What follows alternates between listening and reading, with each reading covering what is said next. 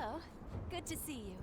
Alright there, Revenants, welcome back to Code Vein and the Road to 100, and today we're here in the Howling Pit, and there was nothing interesting to discuss with you guys except for the Executioner fight itself. I'm going to kind of go in and out of this fight here a little bit, because it's just absolutely ridiculous with what you can do with status debuffs here with this new bayonet business. So we are going to go for a Thunderbolt Venom, because this applies poison at a distance.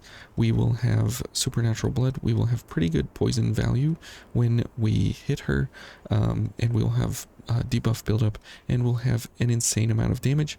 And in phase 2, she will never ever spin unless we let her alone. But if everything goes well here, we should be able to load up on so much Ichor during the fight that it won't actually matter what is going on. And now we have double gift extension here, which is awesome. So we will go in first for a few swipes with the Thunderbolt here in order to get her poisoned a little bit, but we will also try for a little bit of Ichor here. Okay, and we can do Radiant Barrel, and we can go for a few charge items here, and we can go for some poison, and you'll see that the poison buildup will indeed build up on her there. Okay, so now she's gonna do this, and typically it's like, oh no, you know, she's gonna spin. So we can just do that there, and she's just never going to have a good day. So that's a very fun thing that we can do there. And Mia's gone. That's fine. And let's get some Ichor back here. Oof, that was almost curtains for us there. And we can just go ahead and stagger her a little bit. No problem there. And we'll go for another stagger because she's going to spin. So no spinny. And she'll do that. So we can go for more Ichor here. That's fine. And we got 12 Ichor. And we can stagger her again because she was going to spin there. We'll get a little Ichor there. And as you can see, there's really no super danger here that we have. She's going to spin, so let's knock her out of the spin. That's good. And she's going to slide. That's fine. And let's go for some Ichor here.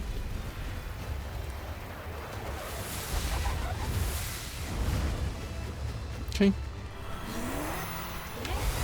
And as you can see, there's just a plenty to do here with how she actually engages with us. And the idea here is that you probably do want to go a little bit higher Ichor here along the way. So you could even go for something like Rush of Blood, because we don't actually need a dark value here. So we could go for Rush of Blood, that's completely fine. And if we aren't doing our statuses, we could go for Vow of Ichor, and then we could go for a Ichor Blood Blend. So this will then take us to a very ridiculous place with what our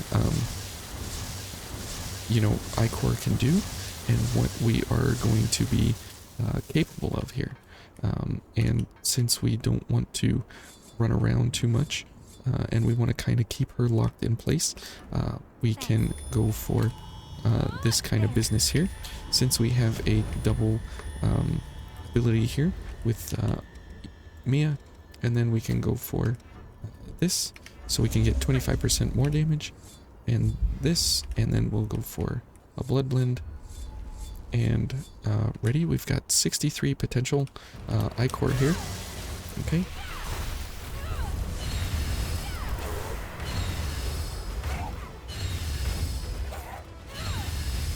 And she's just gonna have a really, really bad day here.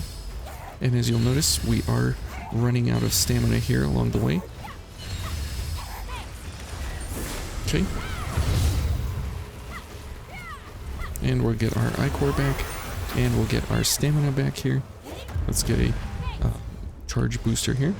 And she's gonna spin, so we can't have that. Oops, she slowed us. We're dead. Okay. Well, that is really unfortunate there. That she slowed us and everything. But that is ridiculous. Whoops. You can actually make this with this setup here. That you can actually, you know, go a little bit crazy with how you actually engage with her here. Whoops. And she's gonna spin, so who cares? And we'll just stagger her into the distance here. And then we can finish her. Oh, never mind. We missed. We missed. Oh, that's hilarious. But, and we wasted a blood blend, so that's unfortunate. But you can see the stamina dropping off there considerably. And so in order to remedy that, you can go for concentration, because that reduces your shots by 33%, and we can get a little bit of extra stamina here by 50 extra stamina, and that will help us considerably. And this is how you can start to build out this bayonet staggering, is just the fact that you know, you have the ability to actually hit the enemy at a distance here, while at the same time being able to, you know, rock their world pretty much with how you go about staggering, as well as charging them down.